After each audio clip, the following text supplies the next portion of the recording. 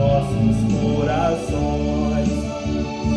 Nossas vidas vem pois transformar, revigor para a alma usar, que outros venham de outro lugar, tua graça conosco suplicar. Bom dia! Quero convidar você a abrir a sua Bíblia no livro de Lamentações, capítulo 3. Nós estaremos lendo o versículo 22 e o 23. Convido você a fazer essa leitura comigo, desses dois versículos. Prontos? Vamos lá. As misericórdias do Senhor são a causa de não sermos consumidos, porque as suas misericórdias não têm fim. Novas são cada manhã. Grande é a tua fidelidade. Amém. Nós agradecemos a Deus pela palavra lida e vamos orar agora, entregando esse culto nas mãos do Senhor. Oremos. Deus, nós te louvamos, ó Pai, nessa manhã maravilhosa de domingo. Te louvamos, ó Pai, por tudo quanto o Senhor é, por tudo que o Senhor tem feito nas nossas vidas. Nós te louvamos e te agradecemos por essa manhã e por tudo, ó Pai. Cuida de nós, Senhor, porque nós precisamos de Ti. Fala também aos nossos corações e que possamos, ó Pai, verdadeiramente te louvar e te engrandecer através da nossa vida. No nome de Jesus que te oro, hoje e para todo sempre. Amém e amém. Quero lembrar você que após o culto teremos escola bíblica dominical. E eu quero também fazer um convite a você, para que você acesse o nosso canal às 19 horas e continue participando do culto da noite, um culto que é oferecido ao nosso Deus. Amém?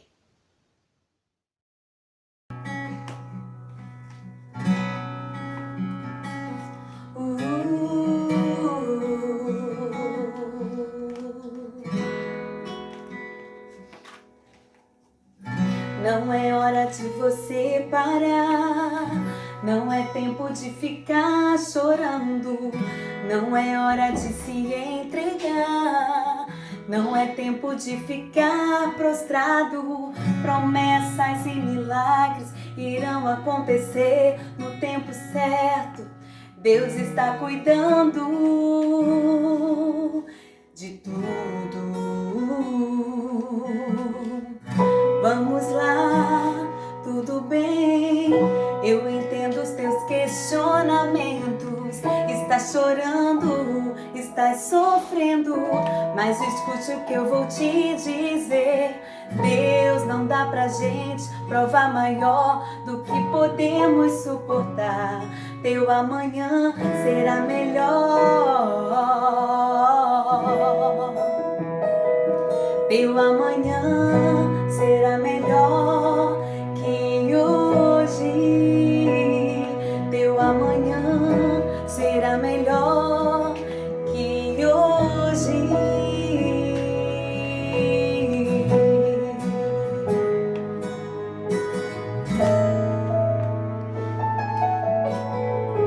Não é hora de você parar, não é tempo de ficar chorando, não é hora de se entregar, não é tempo de ficar prostrado. Promessas e milagres irão acontecer no tempo certo.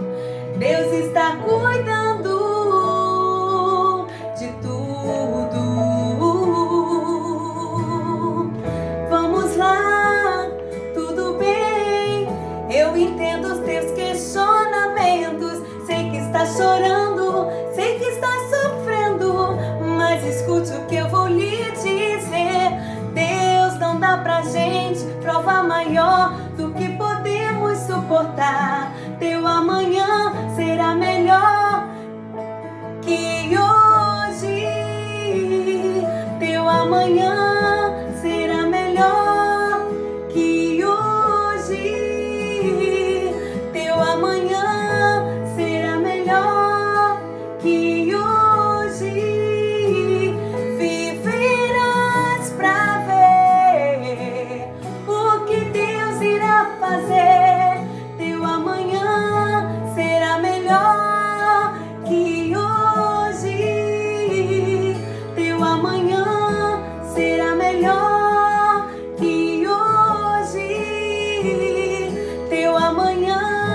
será melhor que hoje.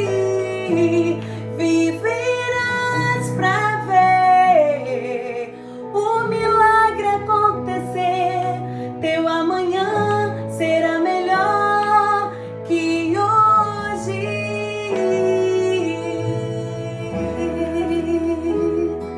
Creia nesta palavra. Os tempos hoje estão sendo tempos de dificuldade, tempos difíceis, mas creia que o seu amanhã será melhor do que os dias de hoje. Amém.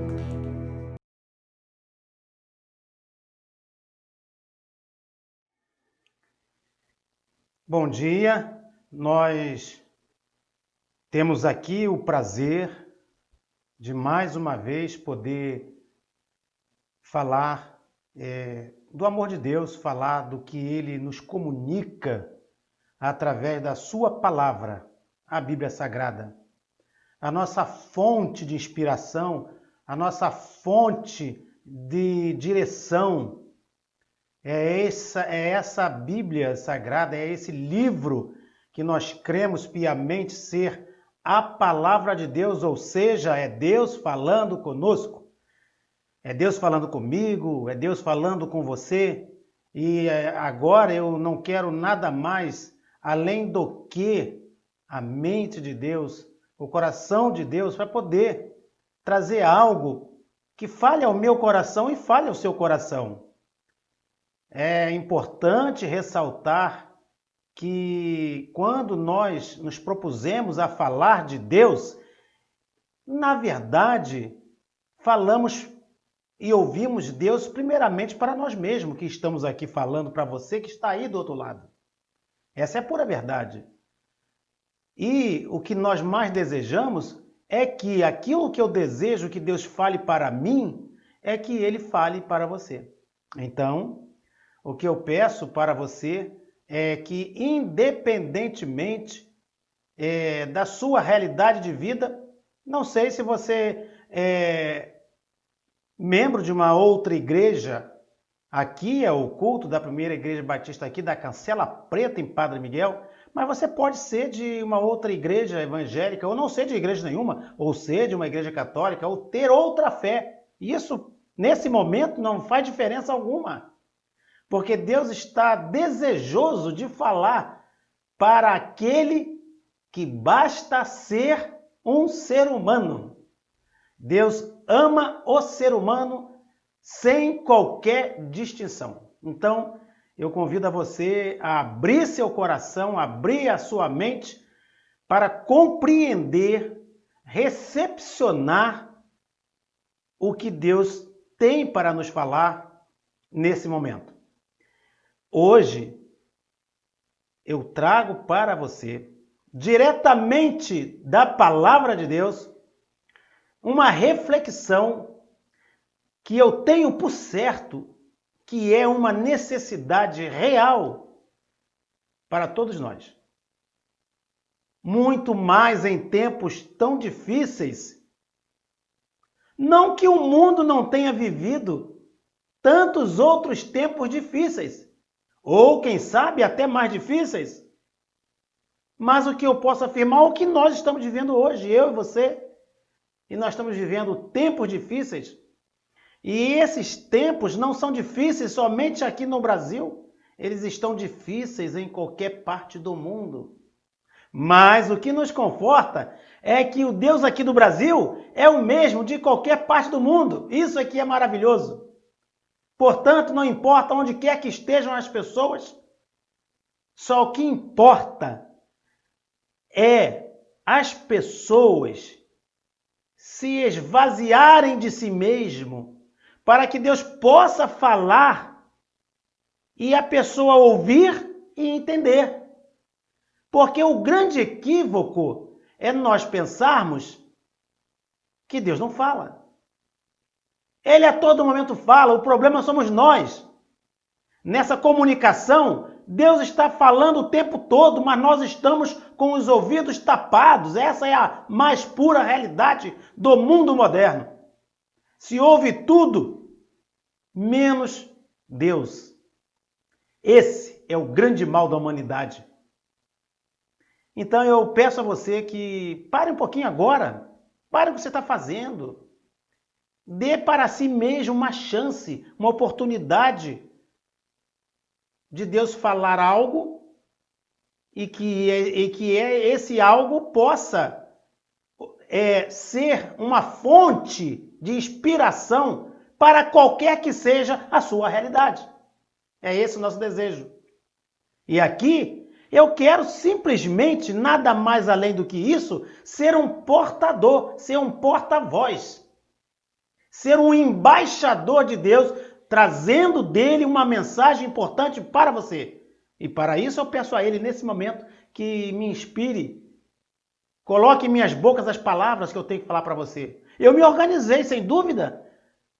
Eu não seria caprichoso nem com Deus se eu não tivesse previamente pensado num tema, pensado num assunto, imaginado algo que as pessoas estão precisando de um diálogo, de uma reflexão. E aí então eis a nossa reflexão para este momento.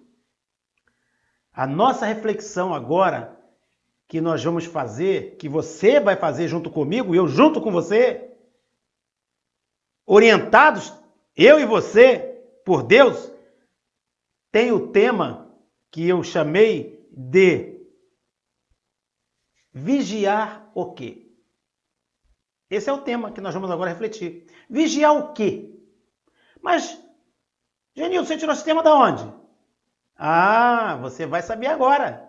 Eu tirei esse tema, eu tirei essa minha preocupação. Se é minha, eu acredito que é sua. Do livro de Mateus, capítulo 26, versículo 41. Nos Evangelhos, na Bíblia Sagrada. E lá o Senhor Deus escreveu, por meio de Mateus, um dos seus discípulos de Cristo, filho do Senhor Deus. Ele escreveu o seguinte: vigiai e orai, para que não entreis em tentação.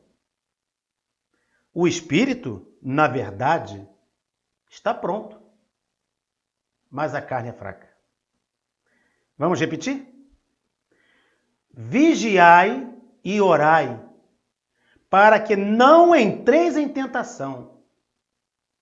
O espírito, na verdade, está pronto, mas a carne é fraca. Está aí o tema. Vigiar o quê? Eu te pergunto, você vai vigiar o quê? Vamos pensar? Vamos nos dispor agora para Deus nos trazer respostas para tantas indagações que nós temos em nossa vida cotidiana, essa nossa vida moderna. São tantas indagações e olha, são indagações muitas das vezes sem resposta. E essa é mais uma. Vamos então pensar o seguinte: quem é o autor do texto? Quem é? Mateus escreveu esse texto. Inspirado pelo Espírito Santo de Deus, ele escreveu esse texto. Mas esse texto, ele ouviu de quem? Os discípulos ouviram de quem? Do Senhor Jesus. Ele é o autor do texto. Quando Cristo fala essas palavras, quando ele declara esse texto, declara essa orientação, ele na verdade está colocando para mim e para você, está colocando para nós, está colocando para toda a sociedade brasileira e para toda a sociedade humana um sinal vermelho em nossos passos. Sabe por que ele coloca esse sinal vermelho? Porque não é raro passos dados em lugares cheios de perigos, cheios de tentações. Posso até lhe dizer, sem medo de errar, que nós caminhamos sistematicamente em lugares perigosos, em lugares que nos colocam armadilhas, mas que nós não conseguimos enxergar a armadilha. É como se você caminhasse numa área que foi objeto de guerra, lugar que sofreu guerras e ainda tem muitas bombas minadas debaixo da terra, e ninguém sabe onde que vai pisar e de repente pisa em cima de uma bomba. Hoje nós estamos vivendo em lugares minados. Se não tomarmos cuidado, uma bomba explode, você não sabe. Esse é o cuidado que Cristo então advertiu. Esse é o sinal de alerta. É um sinal vermelho. Ok? Então, acho fundamental a gente refletir constantemente sobre isso à luz do que Cristo advertiu, tá? Ele fala, vigiai e orai. Ele não disse assim, olha, eu acho bom vocês tomarem cuidado, eu acho bom que eu tenho uma ideia que por ali tem algum problema. Ele não falou assim, mas só vigiai, orai. Ele está mandando. Vamos ficar atentos. O Senhor Jesus está mandando você vigiar. Cuidado. Cuidado sempre. É isso que ele está falando, ok?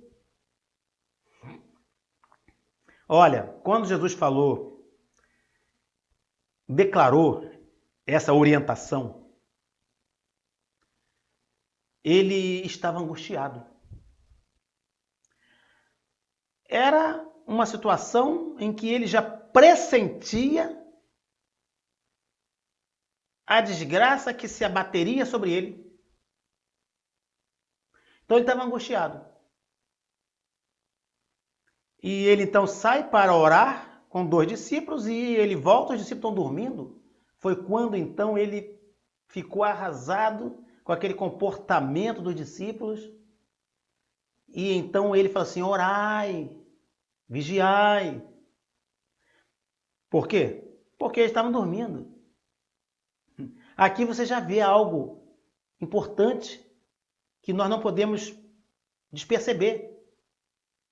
Cuidado para que nós não estejamos dormindo diante de perigos. Temos que ficar atento. Muito bem, aí você então pode me perguntar, mas Jesus angustiado? Jesus sentia angústia? Sim, sentia. Você sabe por que Jesus sentia angústia? João 1,14. E o Verbo se fez carne e habitou entre nós. O Senhor Jesus experimentou a fraqueza da humanidade. Ele se encarnou, viu a fraqueza que somos nós, ele viu a fraqueza que é a humanidade, a fragilidade que é a humanidade, ele se sujeitou a isso, porque ali ele estava sendo, ele veio como uma ponte, onde nós pudéssemos passar para chegar até o Pai, nosso Deus Criador de todas as coisas. Esse Deus que nos ama, esse Deus com tanto poder que Ele pode fazer por mim e por você coisa que você não imagina. É porque a nossa fé é quase nada. É quase nada. Eu vou te falar uma coisa muito sinceramente. Olha, as pessoas dizem, não, eu creio em Deus. Você crê em Deus? Creio. Você confia em Deus? Confio em Deus. Estou lá todo dia, vou sempre na igreja. Vou sempre fazer a minha devoção religiosa. Mas tu quer saber de uma coisa? A fé, não estou nem enxergando, a fé. Porque quando abate sobre nós um desafio que para nós é quase impossível de solucionar, a fraqueza bate. A fraqueza bate. Não deveria ser assim. A gente necessita de se agarrar mais com Deus. Se agarrar mais. Pegar o Senhor Jesus, amá-lo, se apaixonar por Ele, não viver, não largar Ele um só momento. Senão a gente cai. Então, essa nossa fraqueza, o Senhor Jesus experimentou para que nós pudéssemos ter condições de uma vida melhor. E não é só a salvação para viver com o Senhor Deus nos céus, não. Porque nós vamos viver com o Senhor Deus nos céus. Basta você crer, porque o mesmo Senhor Jesus disse que se por acaso não tivesse uma morada onde o Pai dele está, ele iria fazer. Na verdade, nós não temos motivo nem para recear, nem para sentir-se intimidado, preocupado, nem com a morte. A pura verdade é essa. Nem com a morte. Dói quando a gente só perde um ente querido, dói. E nesse momento não adianta ninguém falar nada, porque só o Espírito de Deus é que pode consolar quando uma pessoa perde um ente querido. E nós temos vivido pessoas perdendo entes queridos. Até por um vírus que nós não sabemos nem o que é, nem como pegou, nem onde pegou. Mas, nesse momento, é só o Espírito Santo de Deus que Cristo deixou conosco quando Ele foi para os céus, justamente para que nós não nos sentíssemos órfãos, isolados, sem paternidade alguma. Ele está aqui conosco, em espírito e em verdade. É isso que a gente precisa, de fato, se agarrar. Não tem outra coisa para se agarrar. É a isso. É a Deus, é o Senhor Jesus, é o amor dele. E com humildade, simplicidade, falar para ele que você é fraco, que você precisa dele, que eu preciso dele, para ele me segurar numa hora difícil, ou me afastar de um risco, ou me afastar de uma tentação. Os homens, a humanidade está buscando soluções e respostas em tudo quanto é lugar, e não encontra e não vai encontrar. Porque a resposta é uma só. A resposta é Deus. A resposta é o Senhor Jesus e o amor dele. A misericórdia dele. Então Cristo sofreu também a fragilidade humana. Porque o Verbo se fez carne. Ok? Eu quero refletir com você. Eu tirei desse texto 3 verbos. O verbo vigiar, o verbo orar e o verbo tentar. Vamos pensar então nesses 3 verbos. Mas antes de pensar nesses 3 verbos, você percebe que o texto é: vigiai e orai para que não entreis em tentação. O espírito, na verdade, está pronto, mas a carne é fraca. No início do texto, você percebe que escreve-se assim: vigiai e orai. Na língua portuguesa, esse e, vigiai e orai, esse e é o quê? É uma conjunção coordenativa, ativa, aditiva. O e é uma conjunção coordenativa aditiva. Na língua portuguesa, esse e significa isso. O que é uma conjunção coordenativa? É aquela letra é aquela conjunção, no caso aqui a letra E, que está coordenando o sentido que o texto quer passar. Então, quando ele fala assim, olha, vigiai e orai, isso está querendo dizer o seguinte, está coordenando os 2 verbos, vigiar e orar. E ele está somando. Por isso que é conjunção coordenativa aditiva, está somando. Aí fica vigiar e orar. Querendo dizer com isso que não basta só vigiar. Entendeu? Por isso que é vigiar e orar. É uma coisa só. Se você só vigiar e não orar, não resolve nada. Não resolve nada. É vigiar e orar. Está ligado por essa conjunção e. Muito bem. Então, você fala assim, mas eu estou muito ligado, eu sou atento. Não dou mole não. Estou sempre observando e tal. Não é isso que eu estou falando. É isso e mais orar, ok? Fica atento, hein? Isso é importante. O verbo vigiar. Vamos falar sobre o verbo vigiar? Por que precisamos vigiar? Analisando o texto, analisando o que Cristo falou para os seus discípulos, me veio essa pergunta. Por que precisamos vigiar? Por quê? Primeiro porque você tem liberdade. Começa por aí. Deus lhe fez com livre arbítrio. Você determina a sua vida. Então, tudo que você fizer é um direito seu. Assim como as consequências também. Ok? Então, a advertência, e daí vem a resposta, por que precisamos vigiar? Porque a carne é fraca. A carne é fraca diante de promessas encantadoras, diante de situações, à primeira vista, maravilhosas,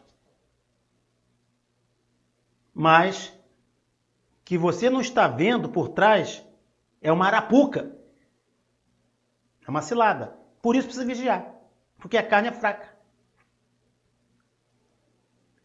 A carne aqui nós vamos ver daqui a pouco o significado dela, ok? A outra pergunta que eu quero refletir com você é o seguinte: de que devemos estar atento e vigilante? De quê? Eu já sei que eu tenho que vigiar porque a carne é fraca. Mas eu vou estar atento, vigilante em relação a quê? Aos perigos constantes. Perigos espirituais, perigos materiais, perigos sociais, perigos financeiros e perigos sexuais, entre outros. Esses perigos nos cercam todos os dias, enquanto estiver vivendo aqui, enquanto eu estou vivendo aqui como ser humano, enquanto você está vivendo aqui como ser humano, esses perigos são constantes.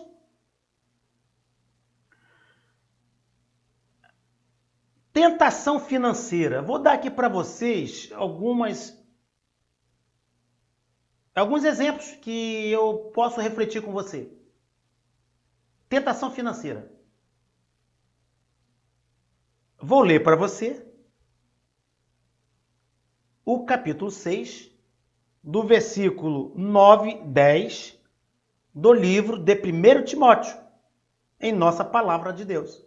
Diz assim: os que querem ficar ricos caem em tentação, em armadilhas e muitos desejos descontrolados e nocivos, que levam os homens a mergulharem na ruína e na destruição. Pois o amor ao dinheiro é a raiz de todos os males. Tem perigos sexuais que nascem por amor ao dinheiro. Esses perigos que eu falei, espirituais, materiais, sociais, financeiros, sexuais, eles, evidentemente, são perigos independentes. Mas que na maioria das situações, são perigos que um pode decorrer de outro. É um efeito cascata. Um erro aqui leva a outro e aí vai. Muito bem.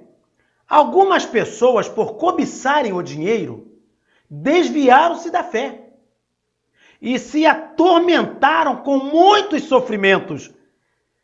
Timóteo escreveu esse texto. Então vamos ficar atentos, porque na vida nem tudo é só dinheiro. O dinheiro é bom, mas aquele dinheiro em que eu tenho certeza que Deus me acompanhou na sua aquisição. Esse é o dinheiro bom. Tem dinheiro bom e tem dinheiro ruim. Dinheiro ruim não é dinheiro falso, não. Tem dinheiro verdadeiro, mas é ruim, por causa da procedência dele. Então esse é um cuidado, esse é um dos riscos pelos quais nós devemos estar sempre vigilantes, porque não faltam propostas em muitos de nossos casos. Pode ser na sua vida, na minha é costumeira, na vida de todos são costumeiros, é costumeiro aparecer propostas que as pessoas ficam encantadas. Quando não é uma pirâmide, é um Bitcoin, moeda digital, ou é um dinheiro fácil ali, um servicinho mole, vai ganhar fácil, ou é aquele comerciante, ou é aquele empresário, ou é aquele trabalhador que vai trabalhar na Zona Oeste, na Zona Norte, ele cobra isso aqui, eu vou lá para a Barra da Tijuca, eu vou lá para a Zona Sul, lá só tem rico, vou meter a mão. Tudo isso está inserido nesse seu contexto. Estou falando assim porque pode parecer que nós não somos sujeitos dessas coisas. Somos.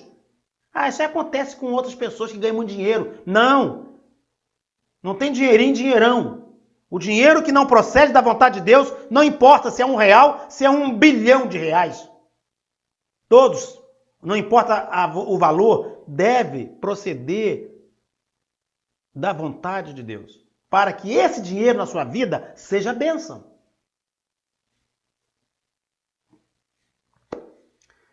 Agora eu saí do dinheiro, eu vou falar de uma outra tentação, mas eu não vou aqui falar, eu só vou orientar você a tu estudar um texto da palavra de Deus. É algo muito debatido. As pessoas têm muito receio de estar falando sobre isso.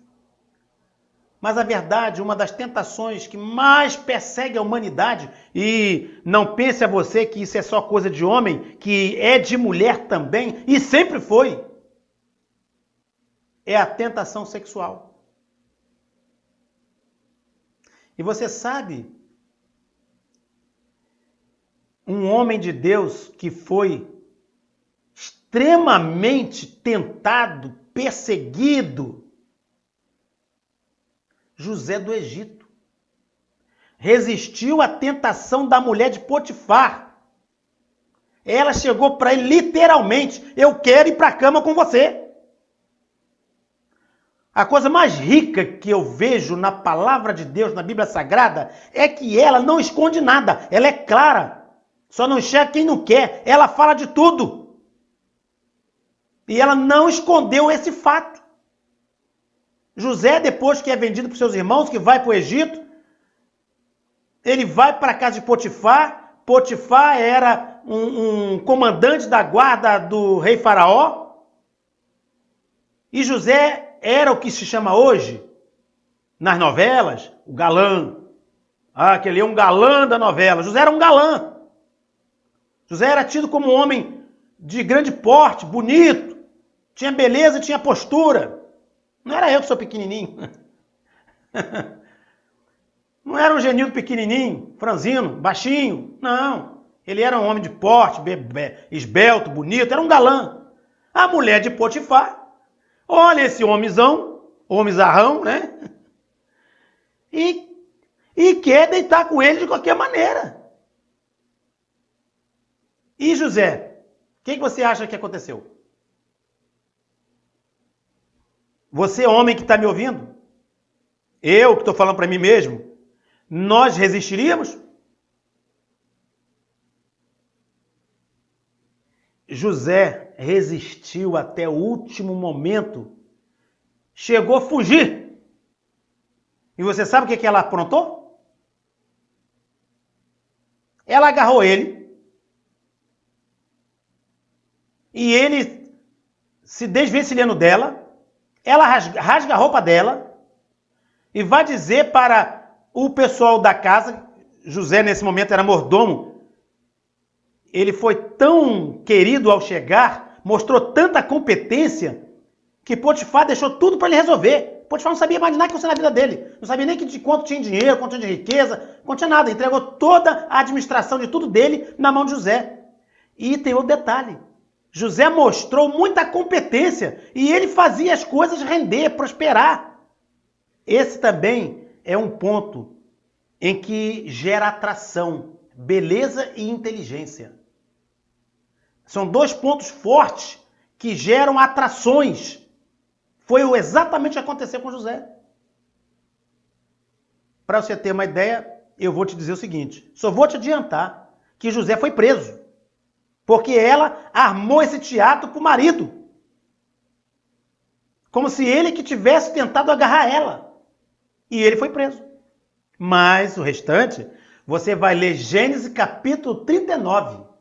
Olha, eu estou falando para você, meu querido irmão, meu querido amigo, eu estou falando para você de uma tentação sexual no livro de Gênesis, mas muitos mil anos antes de Cristo. Estou falando de Gênesis. Já estava lá a tentação sexual. Então, Josué foi forte. E Deus construiu novas situações para que José voltasse mais, digamos, admirado ainda. Mas você vai ler Gênesis capítulo 39 para você descobrir o restante da história. Eu só quero deixar claro para você que José foi homem de Deus e José não titubeou, José não teve naquele momento a carne fraca. Isso é importante a gente destacar, tá? Vamos agora pensar no verbo orar, né? O que o Senhor Jesus nos trouxe com esse texto, com essa palavra, né? Quando ele fala assim, olha, vigiai e orai. Quando ele fala vigiar, ele tá sendo um orientador, tá? Ele está sendo um mentor, ele está sendo um professor. Ó, vigiai. Ele está reconhecendo que você tem capacidade de fazer isso. Mas ele fala assim, ó, orai também. Quando ele fala orar, ele está falando assim, ó, você é humano. Você tem fraquezas.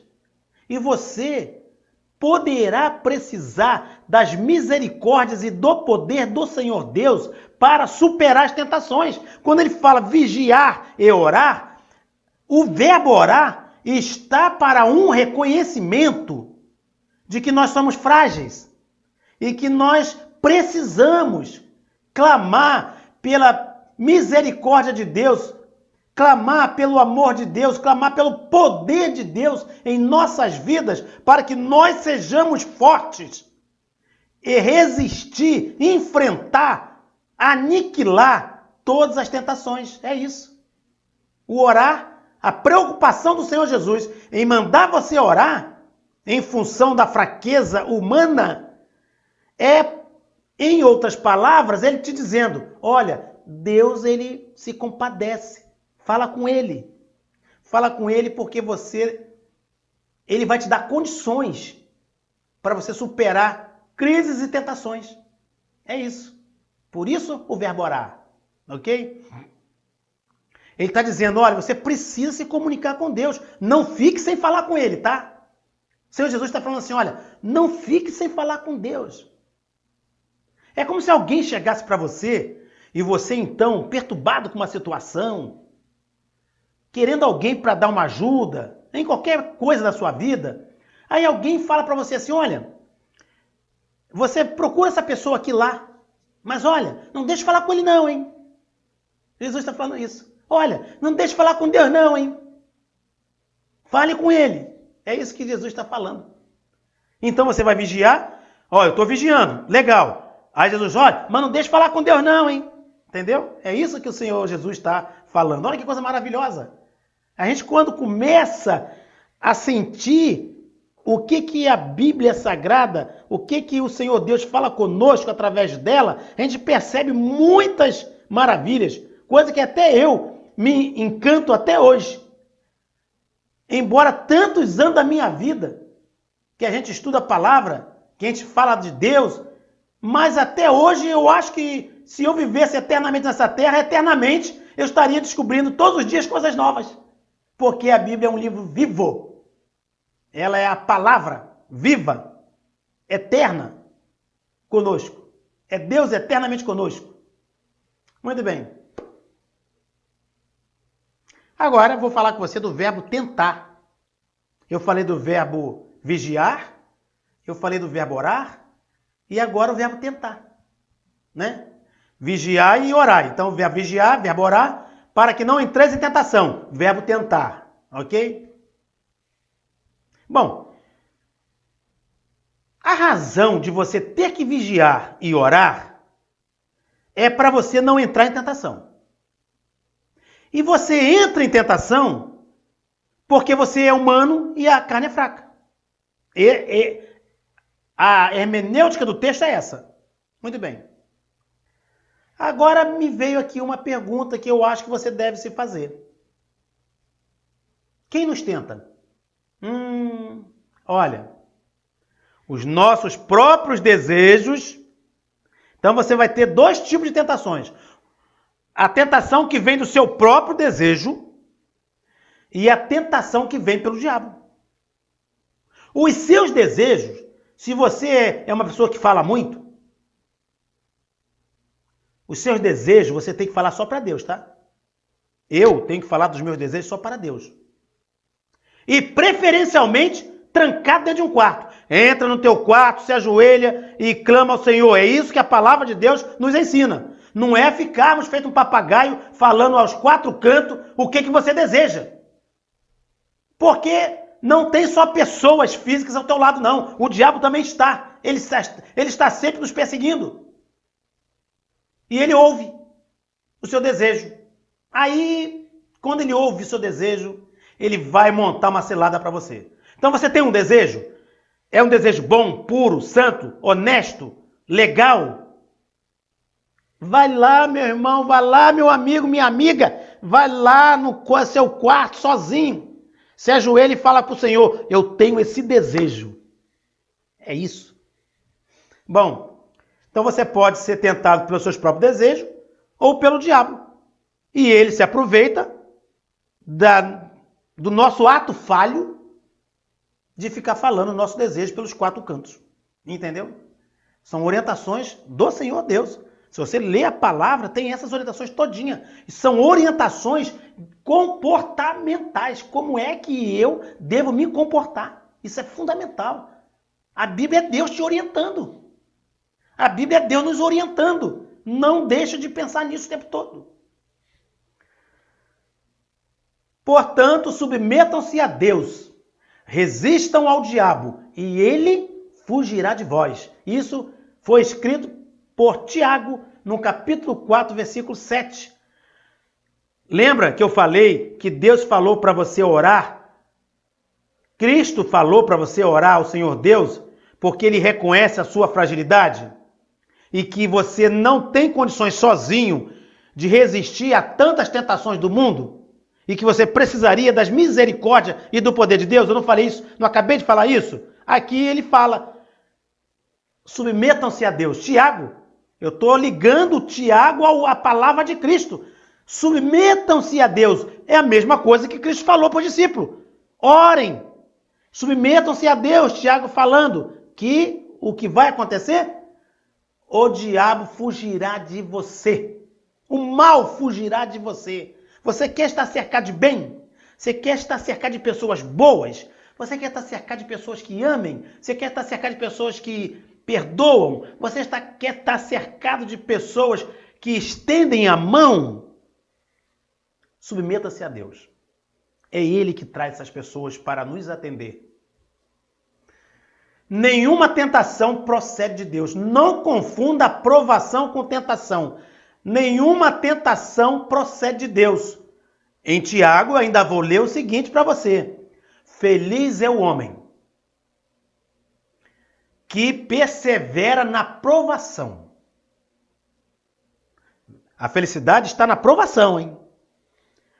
Porque depois de aprovado, receberá a coroa da vida, que Deus prometeu aos que o amam. Por isso que eu disse, a nossa fé é assim, ó. Porque aqui eu tenho mais uma afirmação de que nem a morte é para nos estremecer. Porque depois de aprovado, você vai receber a coroa da vida que Deus prometeu aos que o amam. A quem ama Ele, Deus. Quando alguém for tentado, jamais deverá dizer: eu estou sendo tentado por Deus. Nunca você diga isso. Pois Deus não pode ser tentado pelo mal. E a ninguém tenta. Cada um, porém, é tentado pelo próprio mau desejo, sendo por este arrastado e seduzido. Olha que impressionante. Olha que palavra orientadora, né? Primeiro ele diz que nós vamos ser provados e depois de aprovado, nós vamos ter uma vida retratado na coroa, em uma coroa que é o ápice de uma competição, de uma vitória. A coroa retrata a vitória e Deus nos receberá, porque você passou pelas provações e foi aprovado. Agora, você está sentindo-se tentado? Deus não te tenta, nem me tenta, nem tenta ninguém. A palavra de Deus está dizendo que o que nos tenta são os nossos maus desejos. Porque você tem liberdade de escolha. Nunca esqueça disso. O que eu tenho a dizer sobre a carne? Porque o Senhor Jesus falou, o espírito, na verdade, está pronto, mas a carne é fraca. Quando Cristo nos adverte que a carne é fraca, Ele está nos alertando e, ao mesmo tempo, Ele está reconhecendo a nossa humanidade frágil. A carne aqui, na palavra de Deus, na Bíblia Sagrada, a carne, ela tem variados significados. Ok? Não vou me ater a nenhum deles agora. Mas o que importa é que aqui nesse texto significa humanidade, frágil. Aqui carne quer dizer isso, ok?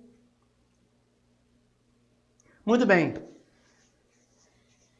Aí você vai encontrar essa síntese que eu estou falando no livro de Salmos 78, versículo 39. Sabe o que Deus escreveu lá em Salmos? Assim, ó. Lembra-se de que eles são carne. Vento que passa e não volta mais. Olha a fragilidade humana. Em outra tradução bíblica, o texto fala assim: lembra-se que eles são simples mortais. Vento que passa e não volta mais. É isso. Nós, no sentido de carne, que o Senhor Jesus está dizendo lá para que nós vigiemos e oremos, porque nós somos carne, Ele está dizendo o seguinte: olha, você é simples mortal, você é um vento que vai e não volta. Por isso você tem que vigiar e orar, porque se eu sou essa humanidade tão frágil, como um vento que passa e não volta, Ele está resumindo: olha, você só vai ter condições, meu amado irmão, meu amigo e minha amiga, adolescente, jovem, adulto, ancião, nós só teremos condições de vencer obstáculos, desafios e tentações quando nós nos submetermos ao Senhor nosso Deus, cheio de misericórdia e poder. Somente nessas condições é que a gente sai vitorioso. Muito bem, então. Chegando ao final de nossa reflexão, eu vou perguntar a você: e você vai vigiar o quê? Afinal de contas, o que eu vou vigiar? Já entendi tudo, mas ainda tem essa pergunta ainda. Eu vou vigiar o quê? O soldado vigia a entrada do quartel. O porteiro vigia a entrada do prédio. O guarda vigia a entrada de um hospital, de uma organização. E nós? O que Cristo está mandando nós vigiarmos? Sim, porque Ó, vigia aquilo lá, hein? Vigia o quê? Sabe o quê? Vigiar os seus passos? Será isso? Vigiar o que você olha? Vigiar o que você ouve? Afinal, vigiar o quê? A nossa mente. A nossa mente. Só a nossa mente.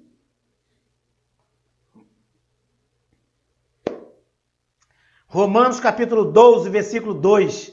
Não se amoldem ao padrão do mundo, mas transforme-se pela renovação da sua mente, para que sejam capazes de experimentar e comprovar a boa, agradável, perfeita vontade de Deus, transformando a sua mente. Romanos capítulo 8, de 5 a 7. Quem vive segundo a carne tem a mente voltada para o que a carne deseja. Mas quem vive de acordo com o Espírito tem a mente voltada para os que o Espírito deseja. A mentalidade da carne é morte. Mas a mentalidade do Espírito é vida e paz. A mentalidade da carne é inimiga de Deus, porque não se submete à lei de Deus, nem pode fazê-lo. Entendeu, meus amados? Romanos 8, de 5 a 7. Então nós temos que não nos conformar com todas as mazelas da vida humana que desagrada o coração de Deus, que não se amolda a mente de Deus, e renovar a nossa mente, não se conformar com esses males que a humanidade vem praticando. Não se conforme. Renove a sua mente em Cristo Jesus. Olha, agora o finalzinho. Genildo, o que é mente? O que é mente? Não é mente do verbo mentir, não. É mente, isso aqui, ó. O que é a mente? Aí você vai falar assim: a mente está na cabeça. A mente é o cérebro. A mente não é o cérebro. O cérebro são massas cheias de sistemas elétricos que transmitem toda a fisiologia que os órgãos do corpo precisam através de correntes elétricas pelo sistema nervoso central e periférico. O cérebro é isso. O cérebro é um computador. Ele registra tudo, ele transmite tudo, e ele tem correntes por onde passam a energia elétrica, levando informações para toda a parte periférica do corpo. O coração bate porque ele recebe estímulo do cérebro. E ele bate para que o sangue possa oxigenar todo o corpo, voltando para o próprio cérebro. E assim vai havendo uma retroalimentação. Não é o cérebro. A mente, os grandes estudiosos da neurologia, da psiquiatria, da psicanálise, da psicologia,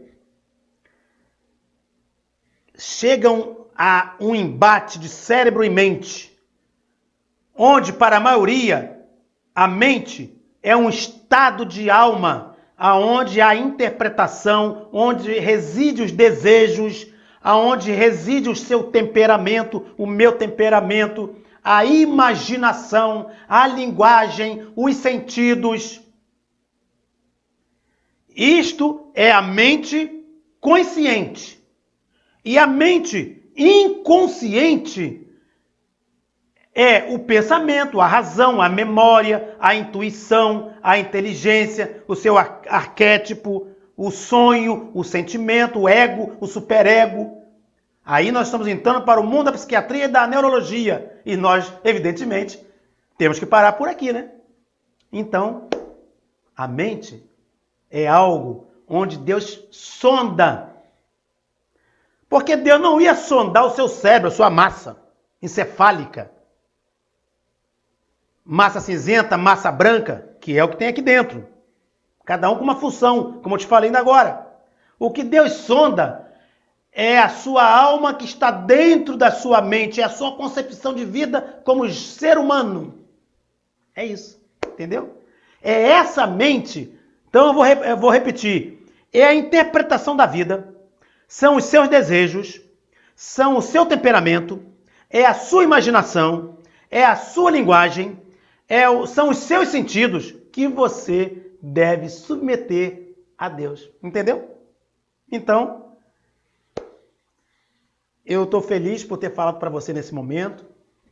Eu espero que você tenha recepcionado essas palavras, que eu tenho por certo que foi do desejo de Deus, é do desejo de Deus que a gente faça essa reflexão em nossa vida, para que por meio dessa reflexão, eu, você, nós, cada dia mais nos aproximemos dele, aumentando o nosso grau, aumentando o nível de intimidade com ele, para que você seja feliz.